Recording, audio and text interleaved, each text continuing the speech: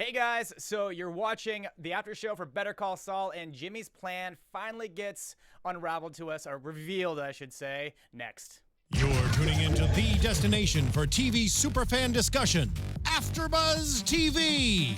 And now, let the buzz begin. There it is, the intro. And we are at the midway point, right guys? Oh yeah. Oh yeah. I was just jamming out. Yeah. You gotta feel it. It cuts.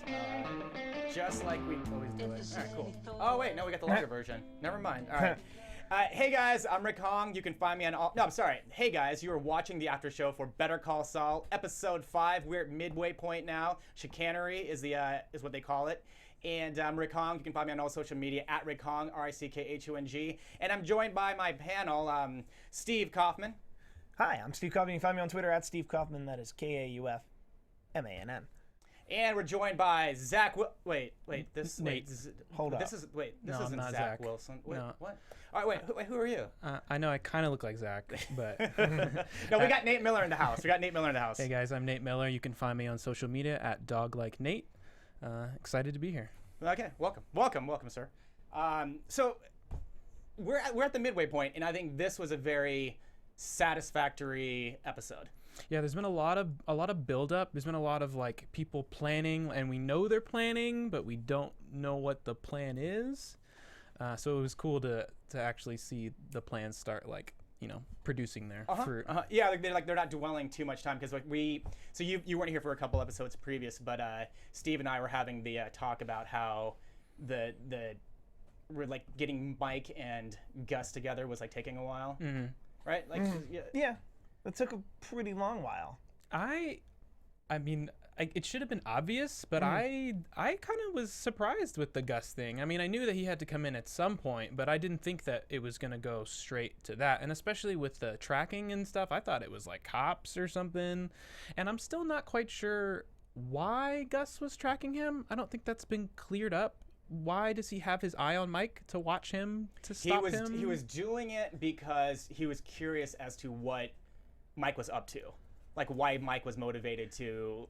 Right, but that's why I'm curious of what made him curious, what piqued his interest, what made him look at Mike, right? And I mean, outside of Hector saying something to him about Mike, I maybe I missed it, but I'm not sure. I'm not clear on that one. Well, the fact he was going after Mike, the fact that he had shut down that shipment, like to be fair, like as like a writer, you get a certain leeway with a character like Gus, but I think it would stand to reason one of the few people who actually cross Hector would be somebody that Gus would be on Gus's radar. Yeah, I mean, he is a very detail-oriented person, so he's going to be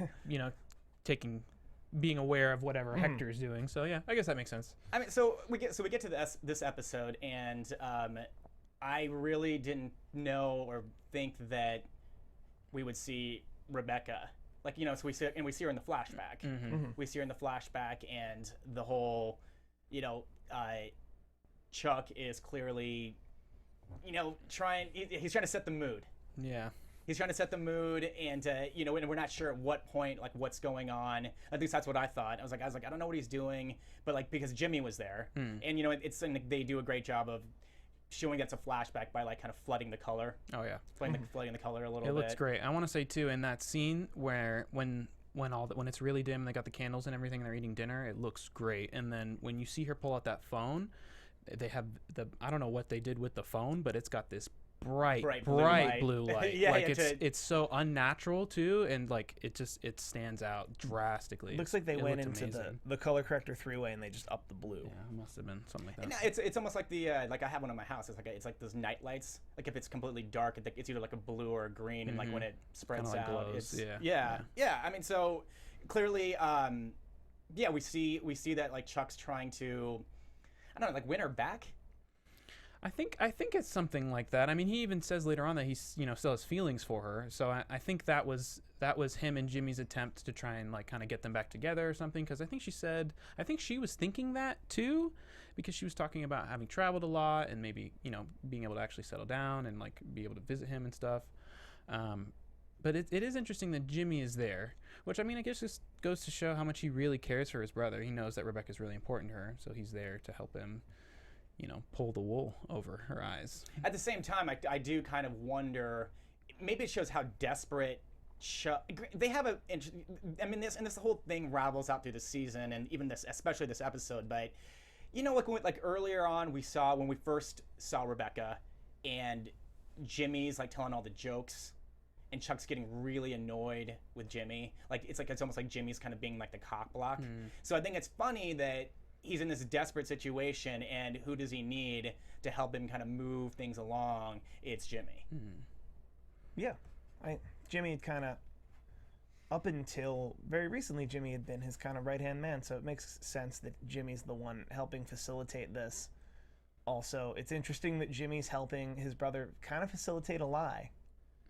Yeah, I thought that was very interesting too, especially with all the stuff that's been going on and the things that Chuck has been saying about him and how his personality, and how he'll lie and all these different things, and he's being very Jimmy-like in this. It's the closest we've ever seen Chuck to a lie. Yeah. True. Yeah, that's right. Yeah, because he's always about being, I mean, in his own twisted mind, which we actually don't like, but it's like being honorable, being noble, almost like being too anal to the you know, whatever. But what I liked about this is because it plays like a secondary character, or like a background character, is the exit sign. Yeah.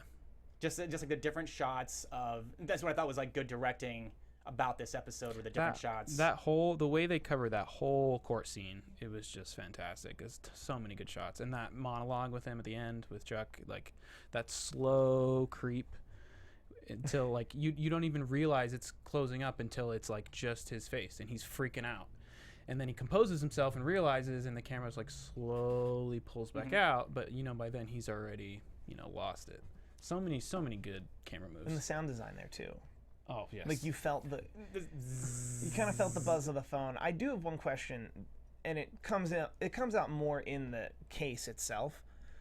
But do we think EHS is a real thing in this case, or do we think it's a fully imagined? I'm with the doctors. I mean, it's like a psychological issue where. He's doing it to himself. Yeah, I mean, you know, and Jimmy brought it up in the episode to say, hey, and this is what was really nice, is we kind of finally get a revelation of when he started like having these like weird, these EHS symptoms was right after he got divorced. Yeah. Because up until that point, I don't think it was really revealed to us. I don't think it was even a thing. I think it. Oh, you mean about when it happened? Yeah. Like no, you're right. You're right. Because like when we first open up in season 1, it's just he kind of just has the condition. Right. Yeah, that's true. We don't get kind of a timeline of when he went into crazy mode. And we learned pretty early in the show too that it's if he knows the stimuli exists. It's similar to me. I'm not claustrophobic, but if you put me in a box and then lock the box, I'd freak out. Or if someone put you in a box. If someone put me in a box, but I knew I could get out of the box, I would be fine. The second I can't get out of the box, it's claustrophobia versus confinement. The awareness is what makes. I love that analogy. I love that analogy. Did you guys? Should we just go just talk about the court scene? I mean, it's like there's such like minor stuff in here, but like the court scene is like just great. And that's what kind of we were all just waiting for, is how like just the cross-examination. Like the great part is seeing, because I was saying this over the last couple episodes, that I didn't feel like Ray has had a lot to do yet this season compared to other seasons, or maybe just even last season. I felt like there's a lot going on with her, but now, and I kept saying that episode after episode, Steve's been here, I'm saying like, dude, it's kind of picking up for her, but this time around, it's, you know, we see one of the coolest things that we see is her going up against her old, I guess, Howard, like her old mentor. Mentor, boss, all of it. And I mean, she's been with the company for years, and then you have to remember too, the pretense is that she left under, right? And then Howard is the one, I mean, really, it was Chuck, but Howard is implicit in it as well, that put her down in the hole, so to speak, you know, doing all the bitch work. So I'm sure that there's still some hard feelings there, especially with how hard she's worked for him and McGill before. But Howard's face was... Yeah, I was gonna say, what'd you guys think of that interaction, the questioning, and... It was great. It was like it was really cool to see. It was almost like there was like shifting power back and forth because Kim was trying to assert herself, and Howard obviously doesn't really respect her as much as he should. But then there's a couple questions where she kind of gets the best of him. I think she really did a great job. Also, to a certain extent, I felt like Howard felt kind of above this at a certain point. That I think he's kind of doing a lot of this to placate Chuck. Oh, 100%. That he's my partner. Like, he's my partner. Like, I really want to get him on my side. Like, maybe he'll come back into the office more and actually do stuff. Yeah, because he's been pretty annoyed, right? Yeah. He's just been. He doesn't care. Well, yeah, and I think it may be even more than that he has like hard feelings towards Chuck based on all the problems it's caused, and especially recently with this episode when he pulls him aside and he says, do we really need to go through all this? It's my job to make sure the firm looks good, the PR. And thinking about, especially when he talked about the Hamlin McGill thing, like, who's the other Hamlin? Oh, it's his dad. The line in questioning was genius. Yes. Bringing up nepotism and then the reveal to say, wait, who's the other guy? Right. The look on the prosecuting lawyer's face was excellent. It was great. It reminded me of a scene in I don't know if you guys ever seen the movie Philadelphia. Yes. Tom Hanks and Denzel Washington. Oh yeah. Well, it was very similar. There's a really quick scene where it was about why would you send, like, Tom Hanks basically is suing his old law firm saying they fired him for discrimination because he was gay, and meanwhile, like, there was like this huge case and they let him do the case because he was actually the best lawyer, but they kept saying, like, no, he was a screw up and all these things. And so it was really cool to see this whole, like, well, then who's the other McGill? Well, it's because of nepotism. It's like a misdirect. It's just kind of like, no, we just decided that he was just okay, and then all of a sudden it's like, wait, but aren't you Yeah, I thought it illustrated their point perfectly of that. I mean, I there's part of me that thinks that Chuck really does love Jimmy and that he really does think that this is the best thing for him, that he needs, some tough love to stop. Because, I mean, let's be honest, Jimmy's not on the straight and narrow. I mean, sometimes he does, like he said, he does, nefarious things for good reasons, but he does them nefariously. He, tricks a lot of people. That's why we like him. But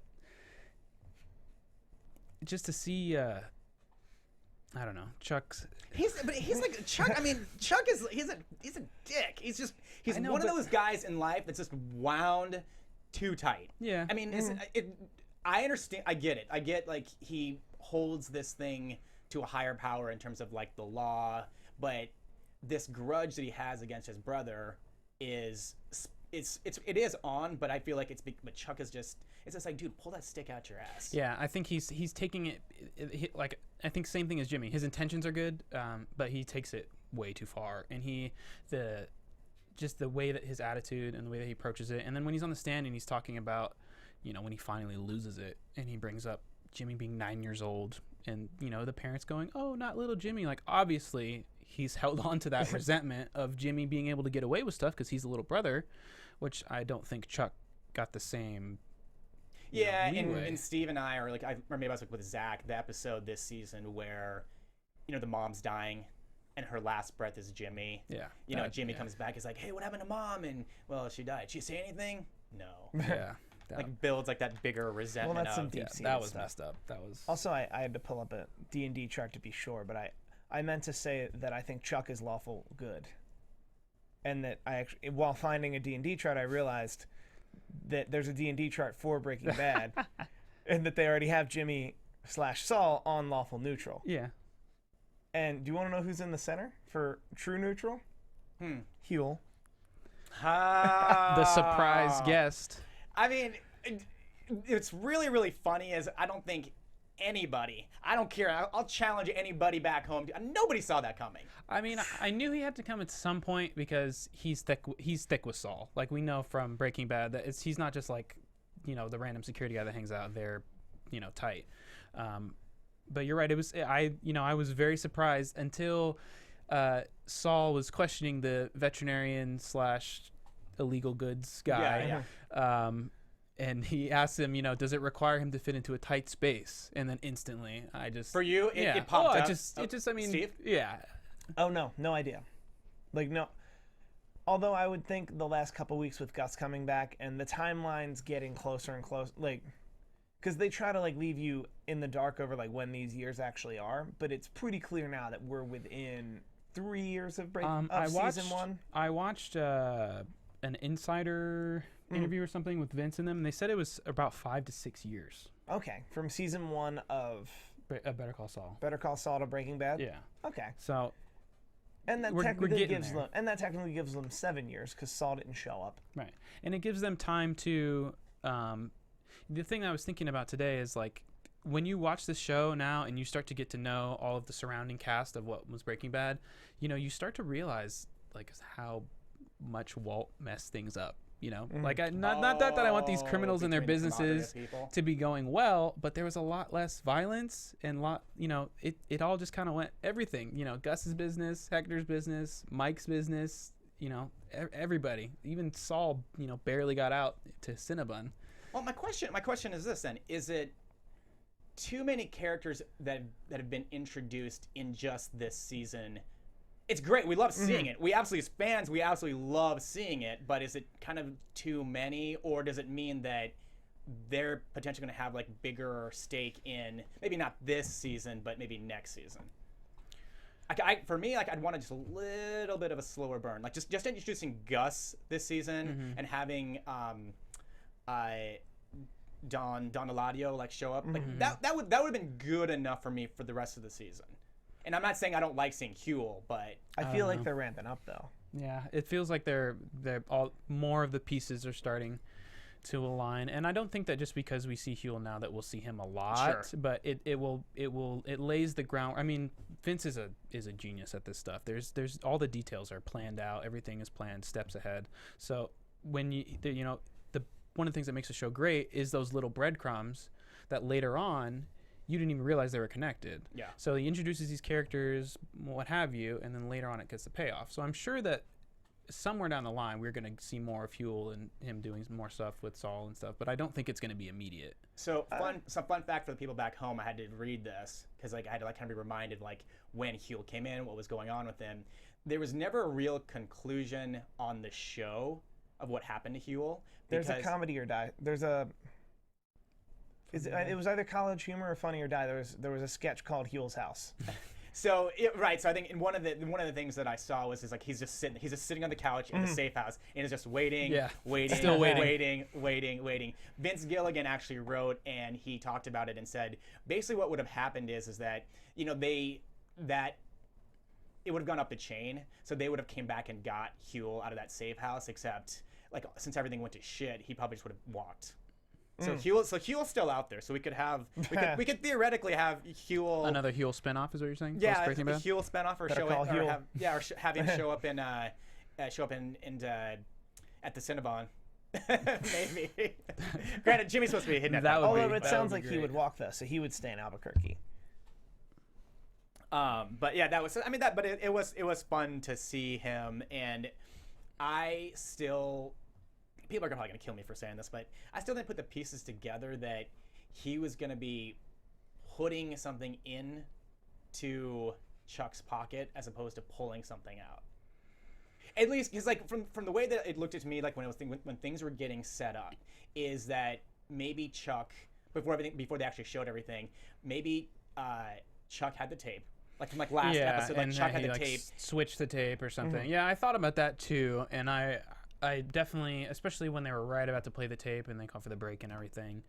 Yeah, it was. There was a couple different things that I thought could happen, and the battery was not. I was thinking that Saul kept his phone to place a phone on him, and then he was gonna like call it or something like that. Because they kind of died. Like can everybody put their phones away? And he's just like, oh, I already left mine. Yeah. Okay. I think they did a great job though. That was in the realm of possibility for me.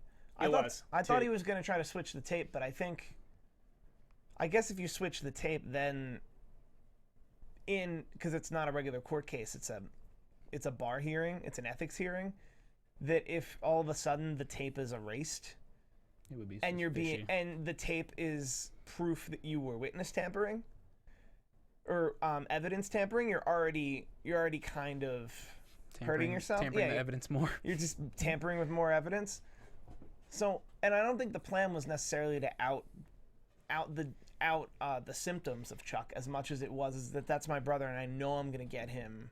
No, I think it was to out the symptoms. I think what we saw this episode and some of last episode was Jimmy's just, he's reached his limit with Chuck. It's not I think he's weighed the value of, how much he loves his brother and having him in life and like all the damage and all the conflict, and I think he's just decided just to out him because he knows he's but I think not real. I think the out him was because I was doing a little reading up on EHS, and that it's considered a psychosomatic that the second the electricity exists, it's still a symptom. Jimmy was going after Chuck specifically because it was his brother, and he knew if he slightly embarrassed him in front of the court and had him think, man, this panel might let my brother stay a lawyer, that he'd flip out. So Jimmy played his own brother like a fiddle. I mean, too, it's Jimmy is. I mean, what would he do? He worked super. He was in the mailroom. He's been doing these weird, small little con jobs for most of his life, and he finally tried to get on the straight and narrow, and his brother kind of screwed him on that end. But see, if he got disbarred, true, like you were saying, it's he's had it, because the whole thing is that what would Jimmy do if he couldn't practice law? Go back to turning tricks, probably. Well, which is still obviously right, which is still a very big possibility that we've talked about as well in terms of the future of and the evolution of Saul Goodman from Jimmy. But yeah, what was really good for me was that scene that they had when they took a break, and it was Kim and Jimmy in the hallway. I think they were by a vending machine or something. He's eating barbecue chips. Right, and just the attitude, the look on his face. It was not. It was like he just didn't care anymore. He just is all guns out. You want to go to war, we're going to go to war. And he knows his weaknesses, and he laid them out one by one. Here's your ex. You're lying about your disease. You're going to go crazy and lose it in front of everybody, and they're going to think that, why we can't trust this guy. Why would he tell the truth?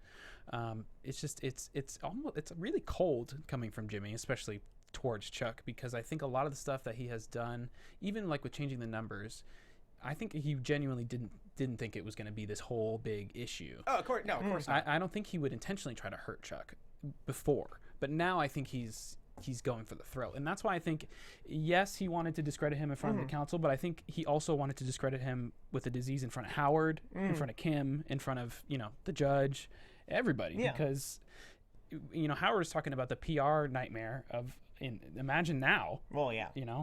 Well, would this be public though? I feel like an ethics hearing would stay.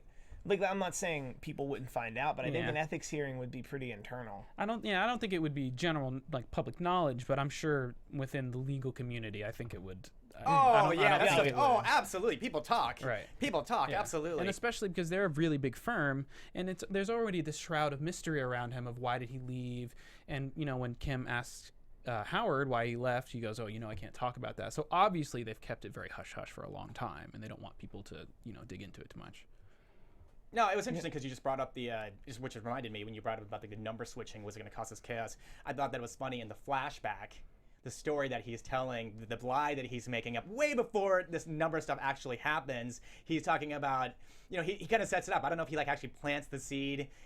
Probably not in Jimmy's mind, but it's the address. The neighbor is 512, and then she's like, oh yeah, and you're 215, so that makes sense. That's going to happen. And what happened here is Jimmy, just swapped a couple numbers. One of the things I love about this show is the intros are always fantastic, and it always pulls back to something that is going to happen later in the episode. It always references the tone and the theme of what the episode will be, and especially this one, it was just like I said already, with the blue lighting and everything, it just looked fantastic, and you really got that feel of him trying to fabricate this lie, and he really went into it, and saying over and over, the power will be back on tomorrow, blah blah blah blah blah, and having all the guys come in and work on the house, and all this effort, and then he just loses it, and then lies to her again when Jimmy's trying to tell her the truth. Just a lot of emotions from Chuck this episode. Well, Jimmy's trying to make Chuck tell the truth. Right. He was like, say something. Because I'm not going to tell her. This is not my place to tell her. Please say something. And that's another thing too, is that, I mean, I understand why he would be somewhat self-conscious about it, but if, I mean, this is your ex-wife, you know, like, I mean, and let's say that it did go through and she never, you know, they never had an issue, she never answered her phone or anything, right? Is he going to do this every time they see each other? Like, Or it's was not it just sustainable. or was it just as simple as? I mean, I love how they say like she kept coming into the rooms that he would go into, but it's like, couldn't it be just as simple for you, man, just to go outside? Yeah, or like get up from the Outside for a table. second. Yeah, or I need to go to the restroom. Go upstairs Excuse really me. quick. Yeah. Go upstairs really quick and then Yeah. come back down, Yeah. and you're all settled. You're all dandy and happy with your ex-wife, or you can, not leave it like the way that he had to just knock the phone out. Well, and But- especially too because like seeing him in the courthouse, obviously he can walk. You know, he walked through the courthouse. Everybody he walked past didn't take their cell phones out. Yeah, I was thinking that. Right? He's So- granted, he's not gonna show up like in a like a in horse the and carriage. Yeah, in the but suit, right? In his face blanket. He's like in a Jaguar. And there's like reserve parking. I was like, isn't there like a lot of things going on when you're sitting in a Yeah, Jaguar? and that's one thing I've noticed, especially since he had come back to do the whole thing with the bank Mesa Verde. He's done a lot of like gone from like beginning season 1 where he like gets out in the sunlight and he's like freaking out to him just being out in the daylight when Jimmy's getting arrested in that other episode. He's just standing out in the daylight, just waiting for the cops. Don't care about the sun. Don't care about other people outside. And it's probably because he's also preoccupied with his victory. Yes, he's so preoccupied that he doesn't have like that not like that like the stuff that we're seeing. Like, I mean, granted they can't see it, but we're surrounded by. Well, it's the same thing as like him having the battery in his pocket and not knowing it doesn't bother him, so he's not thinking about it. It's all psychosomatic. And Steve, that door opens, by the way, man. We're not locked in here. Are we? Okay, You're thank you. claustrophobic. Actually, all right.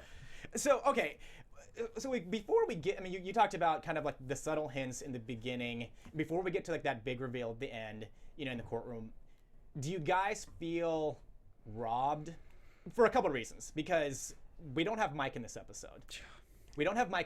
Which he's been great. It's been a great season. Mike is for my him. favorite. I want to say Mike has been my Mike favorite Overshot. since Breaking Bad. He is that actor. Jonathan Banks. What he does with his eyes. Yeah, he doesn't. Yeah, just it's. Oh my god. We talked about this last week, right? He doesn't. It's not about what he said, or maybe it was with Lucretia too, where it's just he doesn't have to say a lot. Yeah. It's just. And him and Gus together was just fantastic. I will say we were really Mike heavy last week. That Yeah. we've earned. That's We've the only earned yeah, and there was a lot of build up to the case, and I think it definitely deserved its own episode. I agree with it, but I miss Mike. I mean, so do you guys feel that the way that? Because I don't think you and I dissected it well enough last week about the photos. I mean, it was kind of hard too because it kind of didn't really make it so like. Yeah. What was gonna happen with them? Those photos by themselves didn't make a whole lot of sense. Right. I was trying to figure out who's he gonna show them to. Yeah, and then like there was the one photo. I mean, I think they cleared it up a bit, but like I was concentrating too much on. He says like, oh yeah, you got this photo with like the Financial Times. I think, or he has a.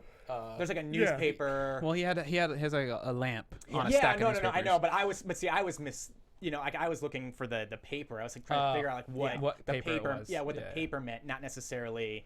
Or I if think he it- sent Mike to just steal the tape. Like I always assumed that was the thing, but I thought about that too, but how would he find it? meh. I'm sure Mike. That would be funny if we get one line later of just like, I looked for the tape, couldn't find it. Yeah, Well, I yeah. think that goes back into the thing of like the tampering with the evidence already. Yeah. If like at that point, if the tape goes missing, it's gonna be suspicious. it's again. not really going to clear. right. It doesn't. It helps, but it doesn't help that much. Not as much as taking the pictures and showing everybody what his house looked like. Yeah, right. You're actually going by you're at least like pulling evidence, like how you would present a case, and like that we saw like in this court, like reveal itself with the whole exactly nepotism, and then let's see what are the other like lines of questioning. Like they're talking about entrapment, and he says like, but that's not really entrapment, and what I thought was very extreme is seeing Chuck rehearsing. he's rehearsing and he's talking about Ted Kaczynski. He's talking about the Unabomber first. That's the first thought. I mean, a guy who's clearly like, I mean, luckily he corrects himself. Yeah. But I mean, that just goes to show how far he's willing to go to slander Jimmy's name. And the fact that he has to rehearse how he feels about his brother. Yeah. Should tell, like, I don't think I have to rehearse that. I know how I feel about my brother. So it's really weird that it's like, I like my brother very much. I love my brother. well, yeah, he's bringing up. I mean, that's the thing is he's bringing up extremes. I mean, talking about Ted Kaczynski, that's a very extreme thing to say. My brother is Ted Kaczynski, or talking about EHS and talking giving referrals to AIDS and HIV, which are very extreme, diseases. Yeah, not apt comparisons. Yeah, like those things, like those diseases, people die from. Yeah, and like lots of people too. It's not like a small disease that kills people that you don't really hear of. It's like a big, epidemic. Which it doesn't compare well because in Chuck's case, it's literally a thing people suffer from, where it's like AIDS people die. Like that's mean. Well, I mean, it also goes to show like how much Chuck values himself and thinks of himself like above others. I mean, even in his attitude of the way that he tries to stay relevant in the firm while not being at the firm and still trying to like be the boss while not actually being involved. It's the same thing with his attitude that I'm Chuck McGill, I'm the law, I'm the best lawyer, I could never make a mistake, all these things, this big ego that he has. But I think it's worth pointing out that Jimmy lied to the ethics council of the Nevada State Bar. Not that they could ever prove it. Yeah. But he straight up said, I lied to my brother, when we all know that that's not the case. But I think... Well, because he's doing the comparison. He's doing the comparison of saying Chuck claims to be doing theater. Yes. But he's really lying. So then Jimmy's like saying, well then, why can't I be doing theater by lying to him? To make him feel better, because I actually love my brother. I'll have to watch that back. I thought that was a straight up admission. No, it was. Okay, but it's just like saying, it's technically like it's what he's saying is it's like instead of an eye for an eye, it's like a lie for a lie, I guess. Okay, that's interesting. Like if Chuck can do all these things to make Jimmy feel that way, then Jimmy can do the same thing to make Chuck feel better. Yeah. And to discredit the tape, because he only needed to discredit the tape. Right. He just needs a little doubt. Needs.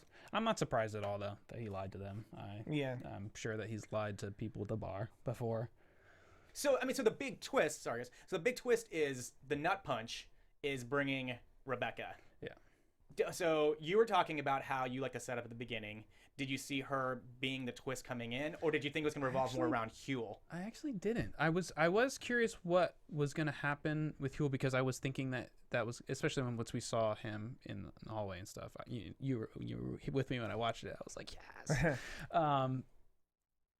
But no, I didn't. I was actually surprised, and I was surprised that I was surprised, because I should have known from the setup that she was the one that they were waiting for.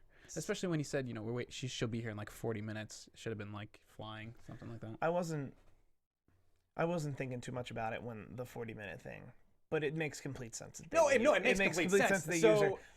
She wasn't even on my radar. Good. Okay. So okay. Great. I'm glad that at least with this panel they can call us dumbasses, I guess. But I'm glad that I'm the same way. Well, we heard it. There's so much going on in the court scene too. Like, because before like they got started, you have them examining Howard, then the cross examination. Like there's a lot of things going on that you're not. I wasn't even thinking about the intro. I'm like sucked into what's happening in the courtroom. I think they did a great job misdirection that way. Yeah, for me, like that intro was just about showing the relationship of the brothers and how loyal Jimmy has been to Chuck. Most of the time when we see the Jimmy-Chuck dynamic, it was always because Chuck was sick.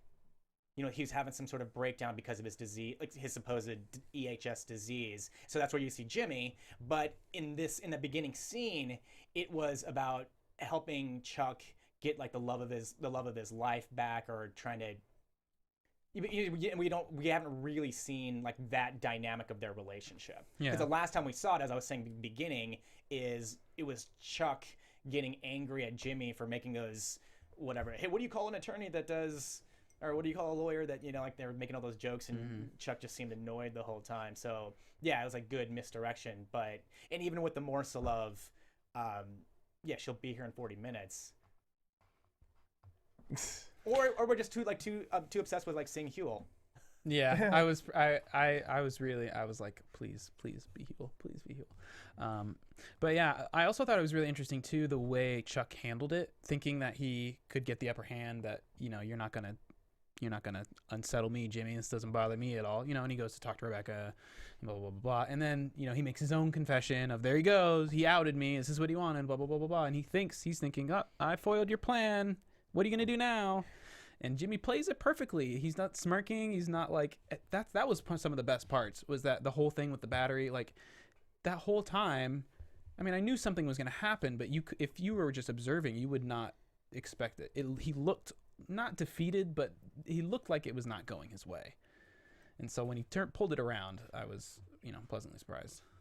And I think this also proves that Jimmy's the better lawyer.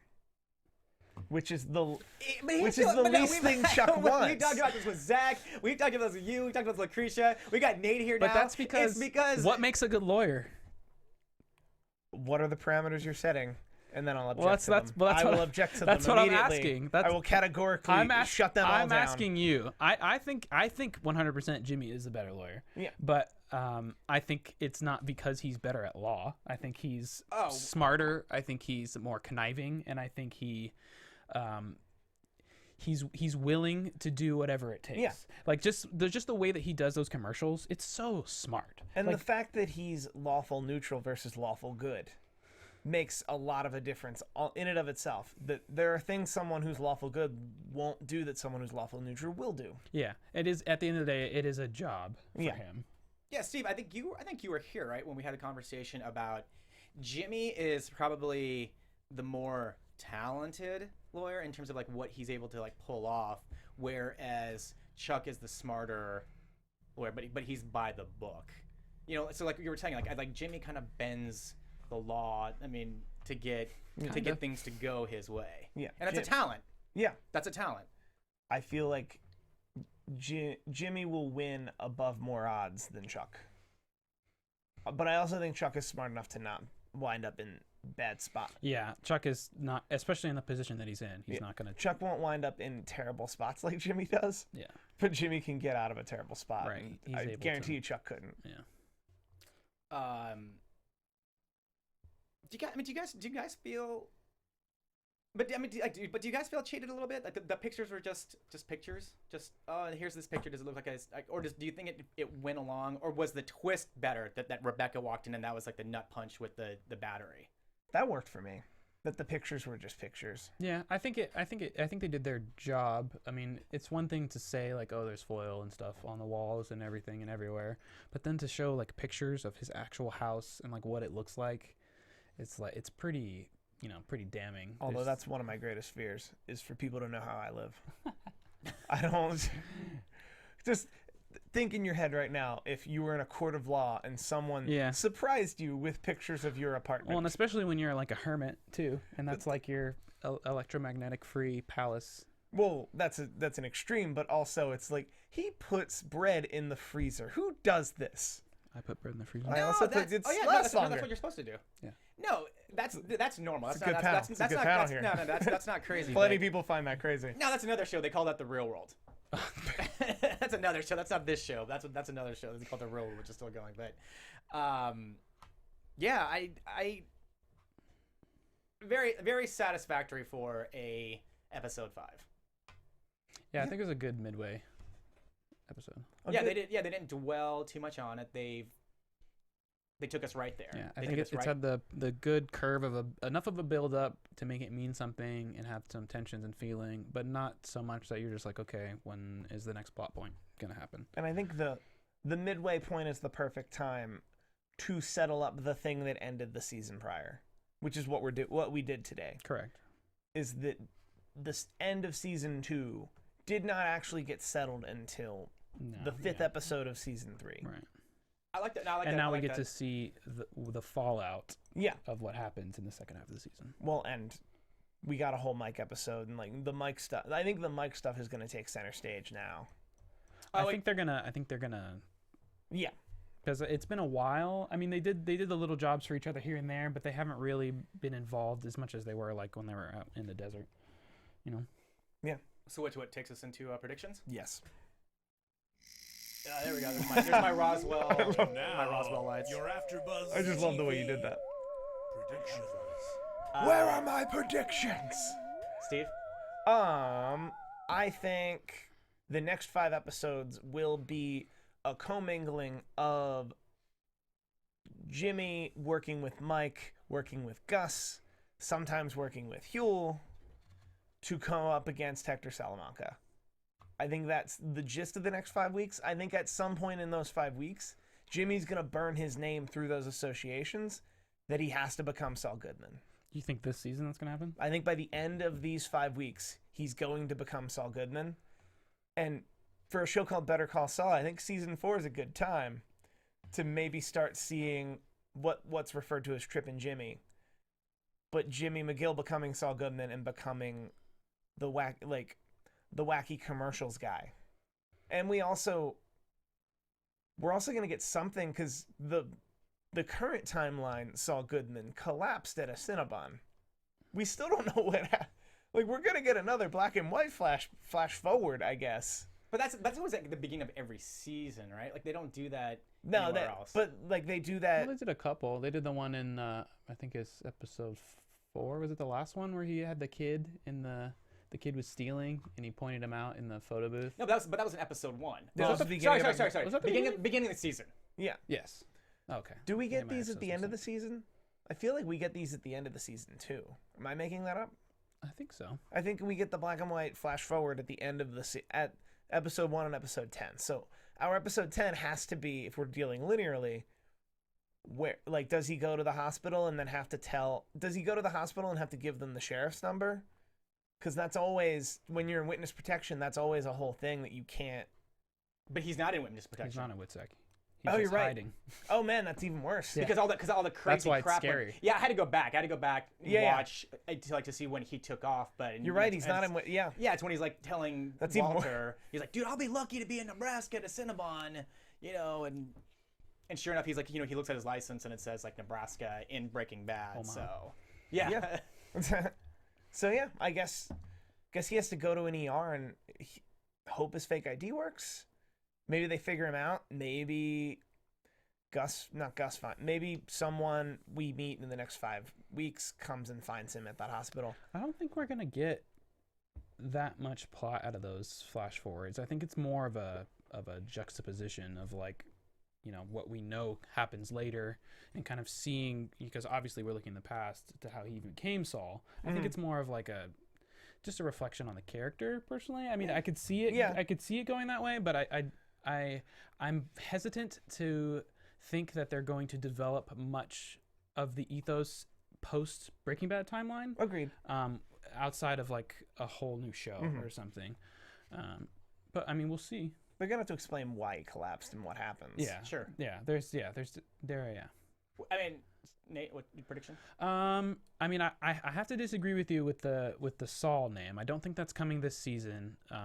Maybe next season. I think it may not. We may not even see it until that may be like the end, in my opinion.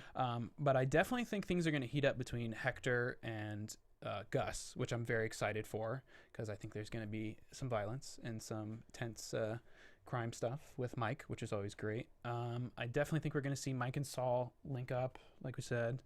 I'm not sure if we're going to see a lot of Huell. I think that was more of like a cameo that we may get a callback to later.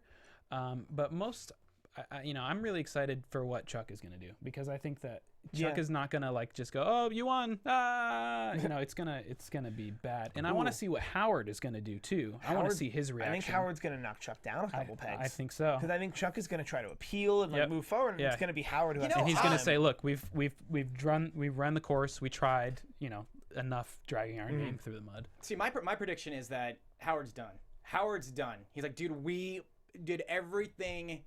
like that we were supposed to, this is stupid from the get-go, and now you look like an ass, and I warned you about looking like an ass. So I think he'd just be like, let me buy you off, and they'll just become like Hamlin and Hamlin, or like they'll keep the name but just say like, dude, just you're done. Ooh, wow. Yeah, I think that might happen too. That's my prediction. Yeah. I think that would happen if McGill doesn't if Chuck doesn't drop it. I think Howard's going to give him a chance to drop it, and Chuck think he won't. might like die. I think he's done. I think I think some kind of accident or something is going to happen, or like he's going to freak out or something of that nature. I think there's going to be something that permanently removes him, because that's the only thing that's going to stop him, right? He's never going to be like, all right, you won, Jimmy. He's going to give all of his resources and everything. Or he just has a psychotic break. Or he has a psychotic break and then loses it. Commit him. And then Jimmy and has really commit him. And then Jimmy has to commit him. Yeah. And then Jimmy gets that house. My last prediction I want to say is I think that we're going to see more of the Mesa Verde stuff. I don't think that plotline is run its course. I think there's more there with Kim. I don't know if it's going to be she loses the client in some way or something. Yeah, I've been half and a half about that, because I was thinking that she was going to get so distracted with this that she was going to lose them, but they kind of wrapped this thing up so she's not as distracted anymore. Right. And they kind of covered that at the beginning of this episode, where the guy was like, let's go to dinner. Right. You know, I hate guys that hold grudges. So. I think that scene is telling, because she told them there was no tampering. There was no tampering, but if you need to back out, you need to back out. But I think Chuck, with his last vengeful, vendetta-filled act, might find a way to play the tape for Mesa Verde. Yeah. Which would cost Kim, the client, which would hurt Jimmy a lot. Yeah. That's one of That's a good... Because that's how he gets to her, to him. In spite of how he couldn't do it in the court of law, he would still find his own justice, and then he would come off with a big moral speech of why it was right, and I'm so sorry, Kim, but you stood by the wrong person, and like he would find a way to make that right in his mind. Yeah, I definitely think there's got to be some bumps in the road with Kim, because they've just been too happy together lately. Things have just been working too well. I've been waiting for the demise. There's got to be. Yeah, I was waiting for the demise. All right, so Steve, where can everybody find you? Right here and right now. But also on my Twitter, at Steve Kaufmann. That is KAUFMANN. Also on Snapchat, but I get real weird on Snapchat. Nate? Hey guys, Nate, of course, Nate Miller. You can find me at DogLikeNate on Instagram, Twitter, all that good stuff. And I'm here. I'm not on any other shows yet, but hopefully we're I will be glad very to have soon. you. We're glad to have you. And I'm Rick Hong. You can find me on all social media at Rick Hong, RICKHUNG. And we'll see you next week. Bye, guys. From executive producers Maria Menounos, Kevin Undergaro, Phil Svitek, and the entire AfterBuzz TV staff, we would like to thank you for listening to the AfterBuzz TV network. To watch or listen to other after shows and post comments or questions, be sure to visit AfterBuzzTV.com. I'm Sir Richard Wentworth, and this has been a presentation of AfterBuzz TV. Better call you later. The views expressed herein are those of the hosts only and do not necessarily reflect the views of AfterBuzz TV or its owners or principals.